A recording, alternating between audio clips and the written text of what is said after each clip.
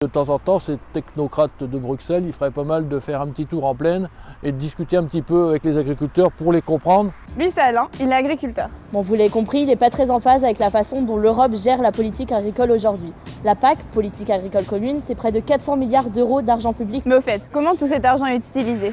Quel genre d'agriculture favorise-t-il? Moi, c'est Nora. Moi, c'est Janice et on est allé voir directement comment ça se passe dans les exploitations.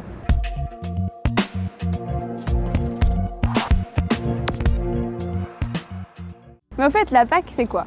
Appliquée dès 1962, c'est une des premières politiques de l'Union européenne. Son objectif est simple, stabiliser les prix, soutenir les agriculteurs et surtout nourrir tout le continent. La PAC représente près de 43% du budget européen, mais cette enveloppe tend à se réduire d'ici 2027. En allant à la rencontre de deux agriculteurs, on s'est rendu compte qu'elle était distribuée de façon très différente. Lui, c'est Alain, il est agriculteur conventionnel près de Valenciennes. Il travaille sur une centaine d'hectares et aujourd'hui, les aides de la PAC vont plutôt dans son sens. En effet, elles sont calculées selon la surface d'exploitation. On touche une aide qui a tendance à s'homogénéiser au niveau des grandes régions et au niveau de la France. Elle se situe autour de 300 € l'hectare. Elle arrive en fin d'année, elle vient à point pour équilibrer les comptes et pouvoir quand même se dégager un revenu. Donc voici Laurence, un agriculteur bio, il n'a qu'une quinzaine d'hectares.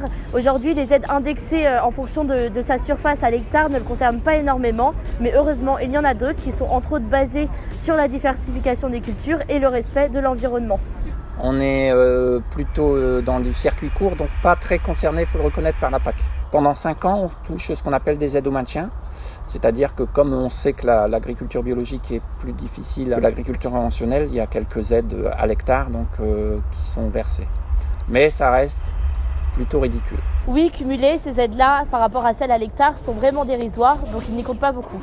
Nous, on a justement tout fait pour être le plus autonome possible. En agriculture biologique, c'est un peu ce qu'on recherche. Et donc la PAC a favorisé un certain type d'agriculture.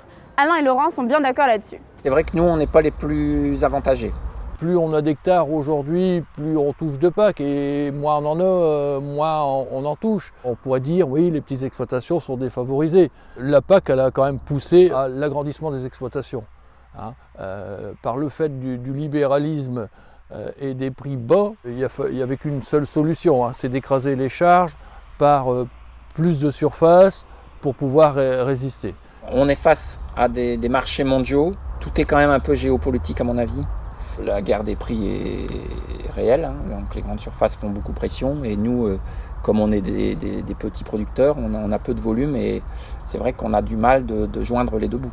Aujourd'hui, plus une exploitation est grande, plus les aides sont conséquentes. Et le fait d'avoir une production écolo ou avec beaucoup de produits chimiques n'est pas vraiment pris en compte. Mais ça peut changer. La PAC actuelle n'est effective que jusqu'à l'année prochaine. À Bruxelles, on se demande quel visage donner à cette nouvelle PAC.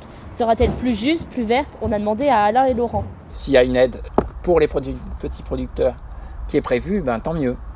À la bonne heure. Il est temps de partager un peu le gâteau, on va dire.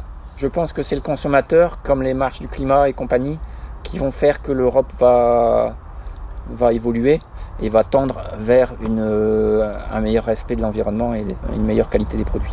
Aujourd'hui, elle nous oblige quand même à aller vers des pratiques plus vertueuses pour l'environnement. Et je pense que demain, elle ira encore plus vers ce sens puisque c'est le souhait de la société.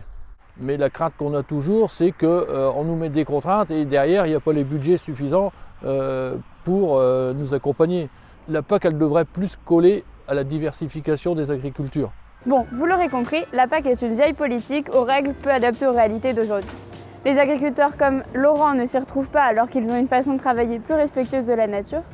Mais si on fait changer les choses trop vite, les agriculteurs comme Alain ont peur de ne pas avoir le temps de s'adapter.